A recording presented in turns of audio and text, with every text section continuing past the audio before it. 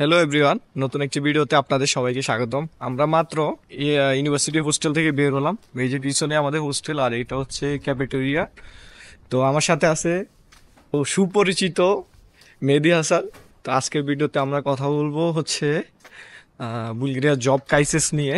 স্টুডেন্টরা কি ধরনের জব ক্রাইসিসে পড়তেছে, আপনারা বুলগেরিয়াতে আসার পরে কি ধরনের জব পাবেন বা কি ধরনের জব ক্রাইসিসে পড়বেন, জব করতে পারবেন কিনা, যারা নতুন আসছে তারা কেন জব করতেই পারছে না, টোটাল প্রসেসটা একটু বলার চেষ্টা করব। তো নতুন যারা আসবেন সাবধান হয়ে আসবেন এবং কি সবকিছু জেনে বুঝে আপনারা আগে থেকে প্রিপারেশন নিয়ে আসবেন। তো সেটাই থাকবে। তো আমি কথা বলতে বলবো এই বিষয়ে, আমি কিছু প্রশ্ন করব, সেই প্রশ্নগুলোর উত্তর দিবে হচ্ছে মেহেদী। তো মেহেদী ভাই, কি অবস্থা বলেন? এই তো আলহামদুলিল্লাহ, সকল কিছু মিলে আলহামদুলিল্লাহ। তো এখন তো বৃষ্টি পড়তেছে, তো এই বৃষ্টির মধ্যে কোথায় যাচ্ছেন বলে? আমি আমার কাজের মধ্যে যাচ্ছি। আপনি কাজ করতেছেন ফুল টাইম? ফুল টাইম বলতে কি, আমিও আমার উইন্টারে যে অবস্থা শিডিউলটা আর কি, কারণ আমরা যে জায়গায় জব করি ওই জায়গায় মোটামুটি প্রায় 15 জনের মতো একটা টিম একটা রেস্টুরেন্টে কাজ করি। তো তো এখন শিডিউল কম মূলত আপনি বলতে বলতে চাচ্ছেন যে সামারে যখন কাজ করছিলেন তখন আপনি ডেলি 12-16 ঘন্টা পর্যন্ত কাজ করছেন, কিন্তু এখন সামারে ডিউটিটা টাইম কম। বেসিক্যালি বার্নাতে যে মানে সিচুয়েশনটা, আপনি ইচ্ছা করলে 15 ঘন্টা 16 ঘন্টা কাজ করতে পারবেন, কোনো সমস্যা নেই। 18 ঘন্টাও কাজ করতে সামারে। হ্যাঁ। কিন্তু উইন্টারে দেখা গেছে কি, রেস্টুরেন্টে যদি আপনার যদি কাস্টমার না থাকে, আপনি তো বসায় বসায় আপনার এমপ্লয়ির বেতন দিবেন না। হ্যাঁ। তো এই জন্য এই সময়টাতে সবারই কাজের crisis, because of the winter, এই ওয়েদার, মানুষ ঘর থেকেই বাইরে হয় না। আর তার মধ্যে বার্না তো হচ্ছে পর্যটক নির্ভর, তো পর্যটক না আসলে তো রেস্টুরেন্ট গুলাতে সব জায়গায়, ইউরোপে উইন্টারটা সবারই কষ্ট করতে হয়, এটা একটা মাস্ট। স্যালারি কম, কম। এদিকে দেখেন, এই যে এটা একটা ডোনার কাবাব, আমরা এখান থেকে খাই। এখানে কেন যাবেন? তো 15 মিনিট পরে বাস। তো আমরা এখন বাসে চলে যাব, বাসে উঠবো। তো সেই সাথে ও আচ্ছা, এখন আরেকটা প্রশ্ন, যে এখন নতুন যারা আসছে তারা কেন জব পাচ্ছে না, বা নতুন করে আসলে কেন জব পায় না সাধারণত? উইন্টারে এমনিতে জবের একটু ক্রাইসিস। তারপর আমি সকলকে পরামর্শ দিব, কমপক্ষে বুলগেরিয়া আসার আগে 3 মাসের নিজেরা আপনারা করে আসবেন।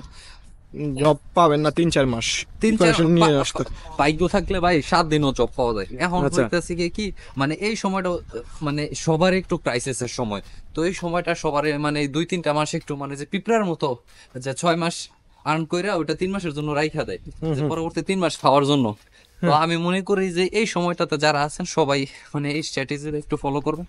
আর সবচেয়ে বড় কথা হয়েছে, আপনাদের ভিসা হয়েছে, আপনারা আসছেন, একটু ওয়েট করেন।